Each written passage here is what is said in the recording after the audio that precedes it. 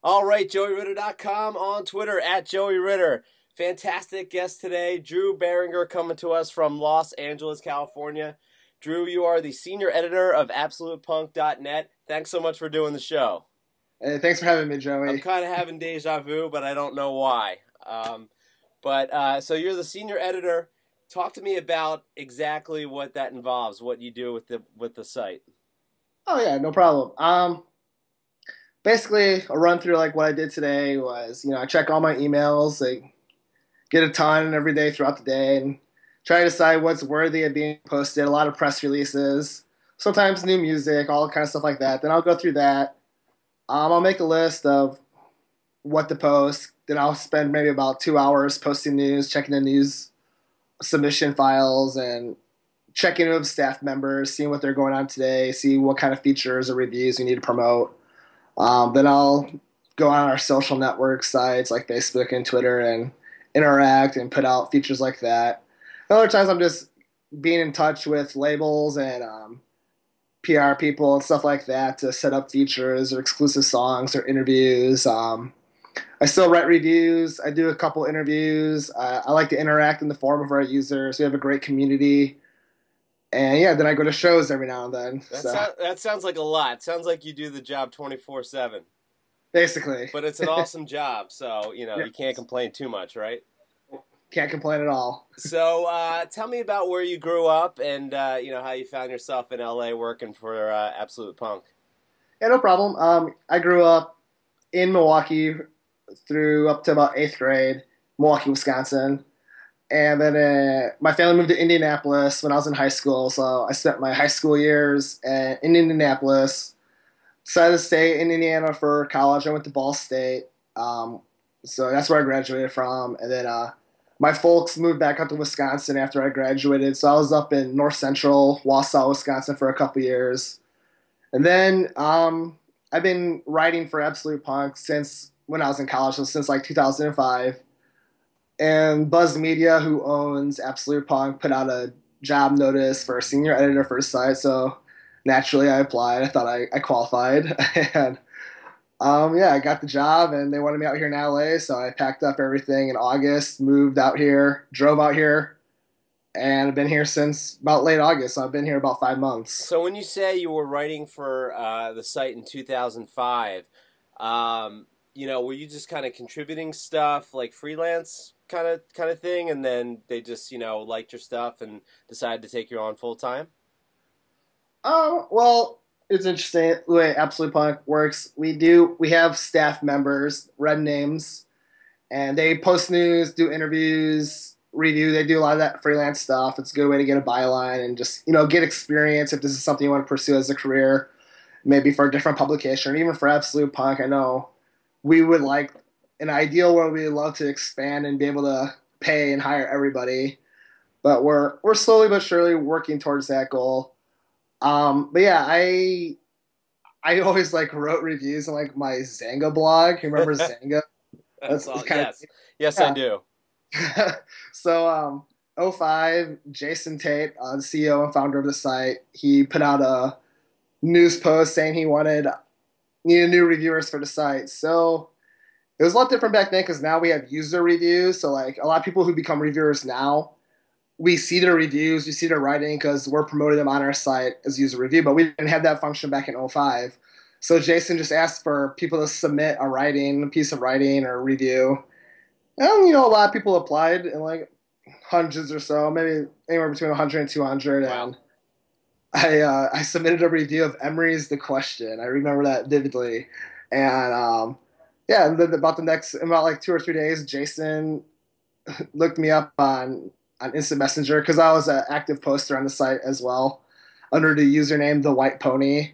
And yeah, he emailed me and we got in touch on AIM. He's like, "You want to review?" I was like, "Of course I want to review." So I've been reviewing under the name Drew Beringer since 2005. And now that I'm a senior editor, but it's hard for me to get rid of those roots in reviewing because I love doing it. So I'm in that review as often as I used to, but I still try to put in maybe 2 reviews a month for the site. Right. I love how you're bringing up AOL Instant Messenger and Xanga, taking me down memory lane with that. I think you need to tweet your old Xanga site. I never knew how to pronounce it exactly, but yeah, no, I love thinking about those old sites. Yeah.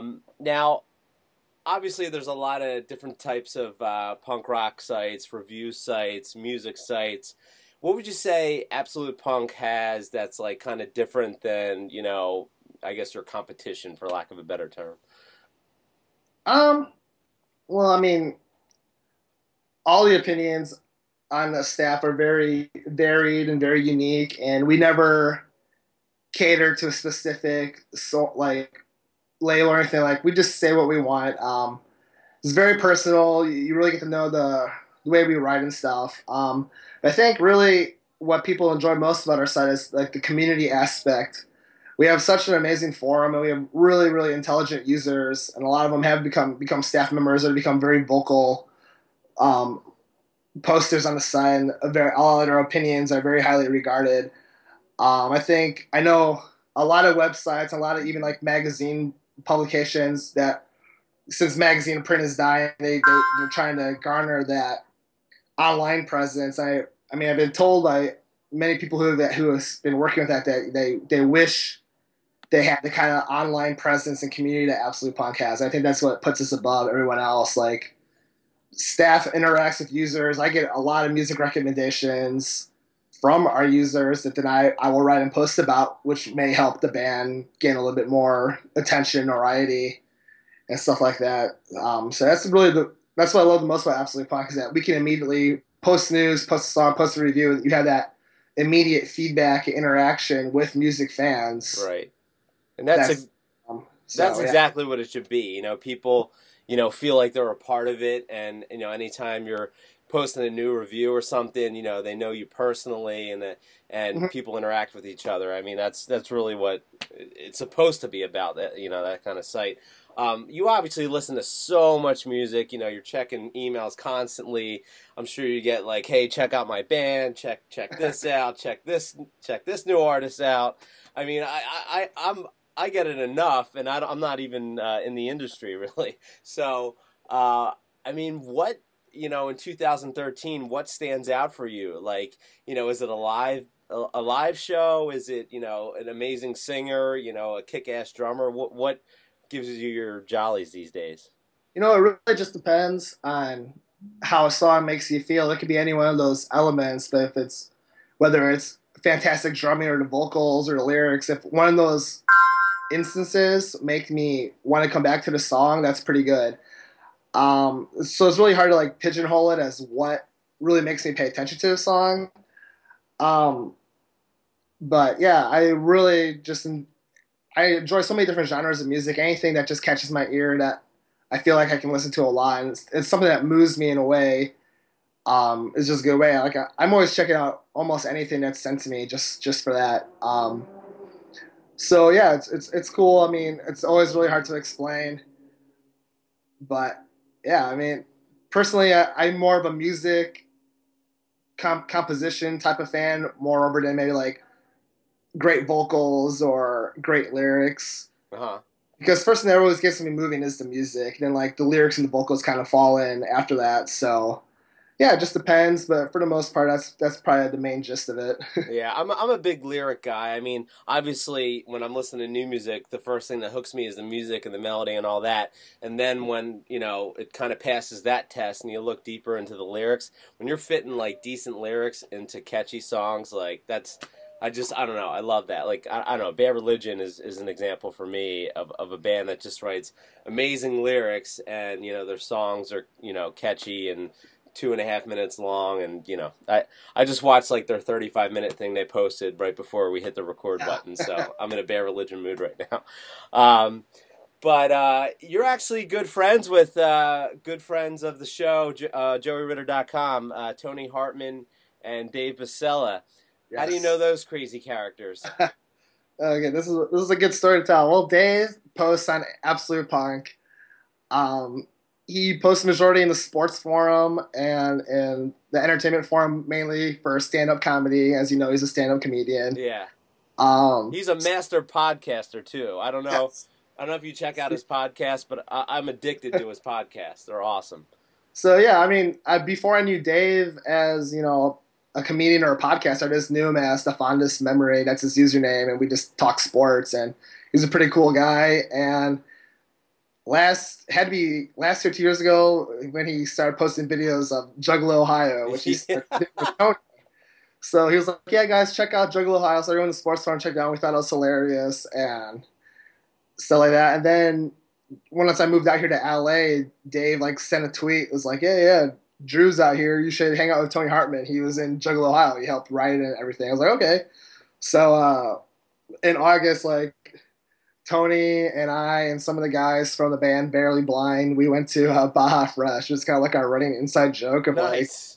Gotta go eat at the Fresh. And would you get the quesadillas or what? I honestly don't remember I probably got a burrito, but Tony and I are probably, I think we can't do the Fresh anymore. We're gonna start going to Chipotle and stuff like that. But you had to move on to the other. But last couple times we've gotten these shrimp dishes that just haven't really sat well with us. But yeah, and I've hung out with Tony a bunch. We've become pretty good friends, and he just had a housewarming birthday party at his place last weekend that I went to, and yeah, he's awesome. Yeah, I could say he was a guy that I always knew of, and our bands actually played together a bunch of times, over the years, but we never actually met or spoke. And the first time we spoke is exactly what we're doing right now, the interview. And he's the only guy to really make me lose it, laughing. I could just listen to that guy talk all day, and where his mind goes, I don't know how it gets there, but he's unbelievable, that guy. Did he happen to send you his 2.5 Men spec script? Because it's hilarious. Wait, what? He wrote a 2.5 Men spec script. He emailed it to me a couple days ago. I just read it. It's hilarious. You'll have to bother him for it. Wait, did he write it with Charlie Sheen in mind or Ashton Kutcher? You'll just have to read it. You'll have to get it from me because I can't give away the twist. Oh, okay. All right, fine. That's a good one. All right, I'll check that out. Now, I saw on your Facebook page that you're a big fan of the movie Fast Times at Ridgemont High, which I am as well. A lot of characters in that movie. If you had to compare yourself, I guess in high school Drew, which character would you be in Fast Times? All right. Yeah. I think if you ask anyone this question who's seen the movie, they're always going to want to say they're Spicoli because he's awesome. He's the best. But I will probably follow that stereotype and say Spicoli for the most part, with a tinge of Brad, just because I did want to get good grades. I actually did care about getting a scholarship to college. But for the most part, like social interactions or I would just kind of groove through class and everything like that. Just, didn't get too worked up about anything. Just had a small group of friends and didn't worry about being popular or doing the right. Cool thing or the right thing or anything, stuff like that. So you're a single successful guy, man. Yeah. So yeah, both of those. I mean, I never showed up to class with no shirt underneath my button up with a bagel in my shorts. Right. But you never ordered pizza delivery either. I didn't do that either, but I always wanted to try that after seeing that. I never did. Hey, Drew, if you could mail something back to yourself 10 years ago, think about it. What would you mail back to yourself? So something from 10 years ago that I mailed to myself currently? Yeah, something that you would mail back to yourself in 2003, something tangible. So that 2003, this is senior year of high school then, at this time then. No, this is junior year because I graduated in the summer of 2004. So this is junior year. I just turned 17. So great time in your life. That was all right time, I guess. Probably the basketball shoes I had. As I told you through email, I was a big sneaker guy. Yeah. And I definitely had some awesome retro Jordan 11s back then that I wish I still had, but I wore them for basketball, so I beat the crap out of them, which in hindsight should have kept them in the closet and sold them on eBay now.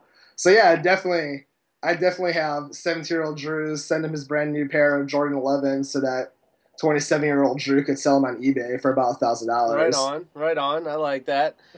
Now, Drew, what did you have for dinner tonight? Oh, I'm so. Hold on, before you answer that, you got the absolute punk mug. Oh Some yeah, product placement. I love that, by the way. That's awesome. yep. Perfect, perfect. So, what did you have for dinner tonight? Um, well, I kind of had like in between. I wasn't really hungry for lunch. I went to Chipotle, of course, for lunch today. So I wasn't too hungry when I got home. So I just made myself some scrambled eggs. That's the best dinner sometimes. Scrambled Yeah. eggs. Now, do you put the cheese in there? Do you mix anything else with the eggs? Hot sauce, anything like that? Hot sauce. Sometimes I'll put like cheese and I'll make some bacon. But today I was just like, I just want the eggs. So I just want the eggs You straight got to up. go for it. Yeah, I mean, the reason I asked that question, and I got to be honest, it's not really because I cared what you ate. It's because like dinner is a thing that stresses me out so much these days. Like Yeah. it's like there's chicken, there's pizza, there's I guess Chipotle, and pasta, and that's really it. I don't know. Like yeah, there's fish and there's other things. I don't know. I'm too busy to cook something intricate, especially on weeknights. So I'm always like stressing out what to eat for dinner. I do fish every now and then. I have some tilapia in the freezer right now that I might have later this week. Yeah, the Trader Joe's frozen fish Oh is where yeah. it's at. Oh yeah. Trader Joe's is a definite. Beats anything. So all right, I got a question for you, and I can't even answer it myself, so I don't want to put pressure on you, but Okay. let me see if I can word this correctly. Now, when you think of 60s music, you think Beach Boys, you think like psychedelic stuff. You think 70s music, you think Steve Miller Band, James Taylor, singer-songwriter type stuff. You think 80s music, you think Journey, you think like, Flock of Seagulls, synthesizers. You think 90s music, you think Pearl Jam, you think like Backstreet Boys, that kind of thing. Is there like a sound that you can define in the 2000s? Um, it's got kind of gone in waves the last couple of years because you in the early to mid 2000s you had the whole pop punk and emo wave kind of blew up Right, like right. Fall Out Boy and Dashboard Confessional and My Chemical Romance for a while. Now, then over the last couple of years, kind of like indie rock loosely is kind of like been at the forefront, of like Arcade Fire and like Death Cab for a while and stuff like that. It's still pretty big, like Boney Bear recently. Now everyone's really like heading into that EDM, dubstep, electronic music kind of phase where it's like in everything now, like hip hop, pop, and even some rock songs are installing some dubstep, more electronic influence, and just that genre as a whole has been huge overseas for years, but it's now like it's catching fire in the United Uh States. huh. So I just think it's different now in the 2000s era because there's just so many more options now for music and bands compared to like the 60s or the 70s or 80s, even the 90s. I mean, they didn't have those first 3 decades didn't have like internet or anything like that to discover music. It's just that whatever you Sure. heard on the radio is what you listened to, and if you're a small band, if you didn't make the radio, that was it. Whereas now, if you're a smaller band, you have all these different outlets. You can sell CDs on your own and generate a fan base like that, and actually survive on the road and do a decent life with that. So that's why I think it's a little bit hard to kind of pin down one specific movement or sound because I think it just is going to go in waves from now on. Because there's always something new. There's people from all over the world can access any kind of music or band from anywhere now, just even from their phones. So Yeah. yeah, that'd probably be my answer. But do you think like, and that was a great answer, but do you think like the dubstep and electronica and I think auto tune, I guess when I think like music in the last 10 years, do you think like that's as innovative as things were, the evolution of music through all those decades we mentioned, or do you think that it's kind of stalled? Um, I think as far as popular music goes, it's hard because nothing's going to be as original as it was before. Whereas you had like the Beatles and the Beach Boys who were Sure. constructing like perfect pop songs, 3 minute pop songs. Now you just You just have bands. I mean, I guess there's kind of innovation because maybe not always in the musical sense, but just in the way of getting your music out there and interacting with fans and sound like the hybrids of music. Like, I mean, who would have, like in the late 90s, no one would have thought. I guess maybe it was innovative at the time, but now it's kind of regrettable. Like, like rap rock with like Limp Bizkit. Yeah, Like, yeah. the time was kind of innovative because it was selling millions of records, but like not all innovation is good innovation. Well, But I got to stop you because I like Limp Bizkit at the time. I don't know. I guess I don't know. I was made not to like it at the time. I did vocal. Oh, Fred Durst, he sucks. He got the stupid red backwards hat. But I will admit that I'll be driving in my car now, and I got the 90 station on XM radio, and Nookie comes on. I cannot crank that thing loud enough. I don't know if it just brings me back to a good place in my it's life a or guilty something. pleasure. But I'm all about like Nookie and what's the other song? Break Stuff. I don't know.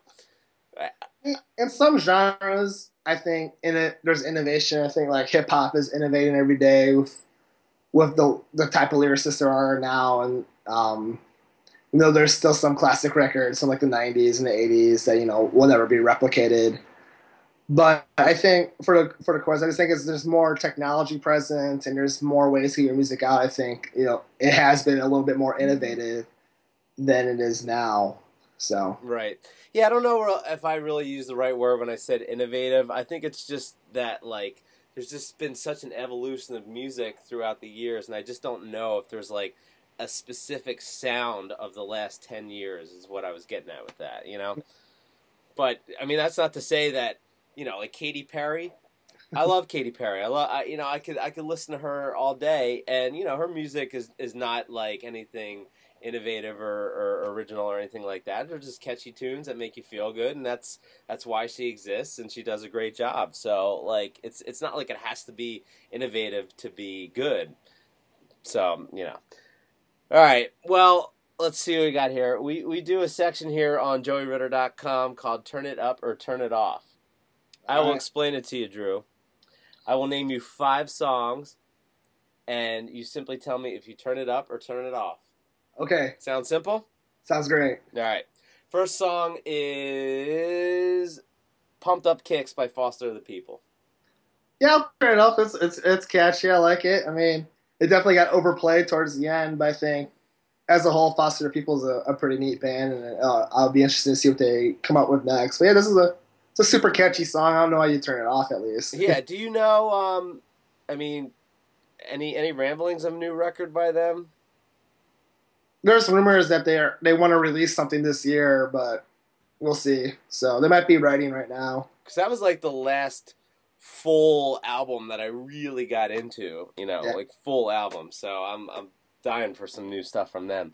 Next song is "It's My Life" by Bon Jovi. I would probably turn it up because that's like essential pump up music. So I mean, For sure. yeah, you hear it all the time if you go to a basketball or a hockey game. They're gonna play that at some sort of intermission or during a timeout or something. I mean, Correct answer. Correct answer. All right. Next song is "Brick" by Ben Folds 5.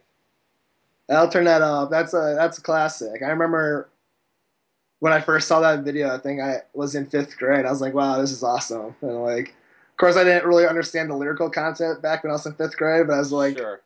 it was just a good song. And now the more you know about it, it makes it even better to me. So Yeah, that song to me just gets better year after year. I mean, I liked it at the time that it came out, but I can listen to it now and just take something new from it. It's a great song. All right, next song is "Dynamite" by Teo Cruz. We're going to light this up like it's dynamite.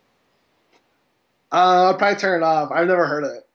Maybe I've heard it like in commercials or something. Sure but you have. You never I'd heard probably- it? I Well, would let me definitely, enlighten. I throw my hands up in the air tonight, singing, "Hey, yo, Yeah, baby, okay. let's go." That's okay. Now I get it. Yeah, I'd turn that off. I'm going to turn it off. All right. Yeah. That's fine. Last song, "Girls Just Want to Have Fun," Cyndi Lauper. Yeah, I'm turning that off. That's awesome. Yeah. All right, good. I'm glad you're man enough to admit that. Hey, Drew, thanks so much for doing the show. Drew Beringer on Twitter at Drew Beringer, and that's Beringer. And anything else I'm forgetting to mention? AbsolutePunk.com. .net, sorry. Yeah, absolutepunk.net. Yeah, come check us out. I want to shout out to my friends in Barely Blind. You should check them out. It's going to be a huge year for them. And Yeah, I gotta get one of them on the show. yeah, on the show, they Will and Reed live close to me here in LA, and the other guys live a little further, but they're all here in California. You Yeah, I'd love definitely to have them on. the show. They're awesome. All right, yeah. Hook it up, man. Let's make it All right. happen. All right, Drew, thanks a lot. All right, thanks. Yeah.